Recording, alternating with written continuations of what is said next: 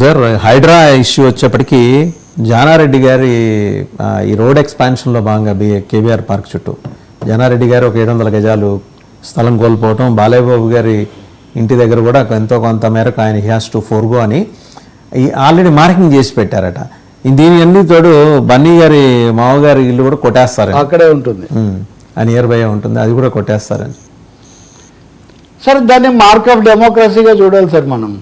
Mark of law, అది తేడా చూపించకూడదు, వివక్ష విద్వేషం చూపించకూడదు, వ్యతిరేకత అని మనం చెప్పగలం తప్ప అక్కడ రోడ్డు ఎక్స్పాండ్ చేయడం అనేది చాలా ముఖ్యం సార్. నేను చెప్తాను మీకు, రాష్ట్ర విభజన ఇంకా జరగక ముందు సంగతి చెప్తున్నా. ఒకరోజు నేను 7:30కు 7:15 డిబేట్ కోసం బయలుదేరాను. 6:30 ఆ ప్రాంతాల్లో నేను అగ్రసేన్ స్టాచ్యూ దగ్గరికి వచ్చాను.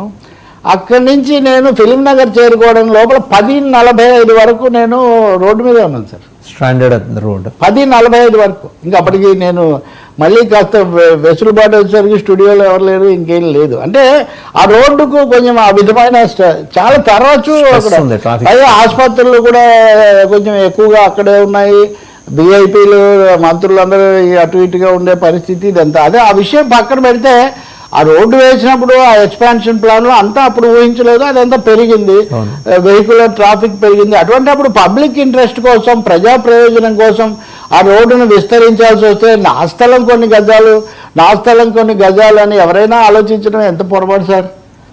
మనం నాయకులుగా వేదిక మీద ఏమో చాలా చెప్తాము, సినిమా హీరోలు డైలాగులు చెప్తాము, కానీ మన ఇంటి ముందు అంటే నా అసరామడుగు పోకూడదు. నేను కనుక్కున్నా వాస్తవంగా తెలంగాణ చీఫ్ మినిస్టర్ ఆఫీస్ వాళ్ళైతే ఒకటే చెప్తున్నారు, చట్టం ముందు ఒకటే, ఎవరు ఎంత పెద్ద మా నాయకులైనా పెద్ద స్టార్స్ అయినా మేము అయితే వెనక్కు పోవడం ఏమి ఉండదు, ప్రత్యేకించి ఖర్చు ఏమి ఉండదు, కానీ వెనక్కు పోవడం ఉండదు అందరికీ. ఇక ముందే కాదు, అదే అల్లు అర్జున్ అరెస్ట్ చేసినప్పుడు వాళ్ళ స్టాండ్ అదే, నాగార్జున దాన్ని కన్వెన్షన్ కూల్చినప్పుడు అదే, మేము దానికే కట్టుబడి ఉన్నాము, అది మేం చేయలేదు, అధికారులు వాళ్ళు దీని ప్రకారం చేస్తున్నారు, కాబట్టి వెంటనే జరుగుతుందా కొంచెం అటు ఇటు అని తప్ప. కానీ నేను చూసిన వార్తల్లో రైట్ సార్, అంటే బాలకృష్ణ కూడా కొంచెం కష్టపెట్టుకున్నాడు అది ఇది అన్నారు, కానీ ఇది వ్యక్తిగతంగా తీసుకోవాల్సిన అవసరం లేదు. నేను అంటాను, వనరులు ఉన్న వాళ్ళు, ఇది ఇప్పుడే కాదు, నేను మీకు ఇది కూడా చెప్తున్నా, Rajasekhara Reddy outer ring road వేసినప్పుడు రామోజీరావు స్థలము దానికోసం మెడికల్ తిరిగిందని వాళ్ళు అన్నారు, రాజశేఖర రెడ్డి కోసం మెడికల్ తిరిగిందని వాళ్ళు స్టోరీస్ వేశారు. మళ్ళీ అమరావతిలో రింగ్ రోడ్డు అన్నప్పుడు ఫలానా వాళ్ళకు మేలు జరిగేట్టుగా చూశారని వైసీపీ వాళ్ళు కేసు పెట్టారు. అసలు రోడ్లు అనేవి ప్రజల కోణంలో రాకపోకల కోణంలో కాకుండా ఎవరి స్థలాలు, ఎవరికి లాభం, ఎవరికి నష్టం, ఇది ఏంటి సార్ నిజంగా. Let us appreciate Hydraa initiative sir. అయితే నా బేసిక్ క్వశ్చన్ ఏంటంటే, చెక్ పోస్ట్ దగ్గర నుంచి బాలకృష్ణ గారి నివాసానికి వెళ్ళే దోవలో left side high rise constructions వస్తున్నాయి, మరి ఏ రకమైన ఎవ్రీథింగ్. ఇప్పుడు if you have specific thing or specific proof or opinion, చట్టం లేదు దీని మీద మీరు పిల్లేస్తారా లేకపోతే గవర్నమెంట్ ప్రభుత్వానికి చెప్తారా, అది వేరే విషయం. కానీ అది ఒకటే రూల్ ప్రకారం ఇలా ఉండొచ్చు, ఇలా ఉండకూడదనే కదా ఇందాక చెప్పింది కూడా.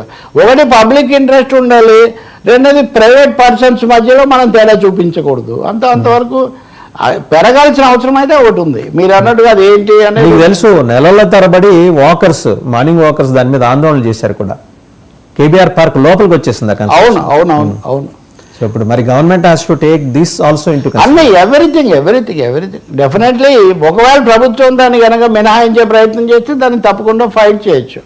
బట్ ఒక సూత్రాన్ని అయితే మనం అప్రిషియేట్ చేయాలి, పొడుగు చేతిలో పందేరం అని పెద్దవాళ్ళని అయితే వదిలేయాలి అనేది ఉండకూడదని ఇందాక మనం చెప్పింది అదే కదా. So law is equal. నేను ఇంకొకటి చెప్పేది ఏంటంటే, ఎందుకైతే బంజారా హిల్స్లో, జూబ్లీ హిల్స్లో ఇంత భారీ రేట్లు వస్తాయని అప్పుడు వీళ్ళెవరు ఊహించలేదు, బాగానే వచ్చాయి.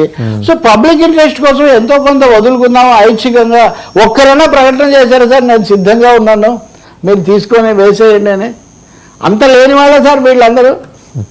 సో బాలకృష్ణ వర్సెస్ రేవంత్ రెడ్డి అన్నట్టుగా మీడియాలో స్టోరీస్. ముఖ్యమంత్రి గారి తమ్ముడు అయితే ఆయన ముందుకు వచ్చాడు కదా, వాళ్ళు ఇచ్చిన నోటీసుల ప్రకారం నేను చెప్తుంది అదే.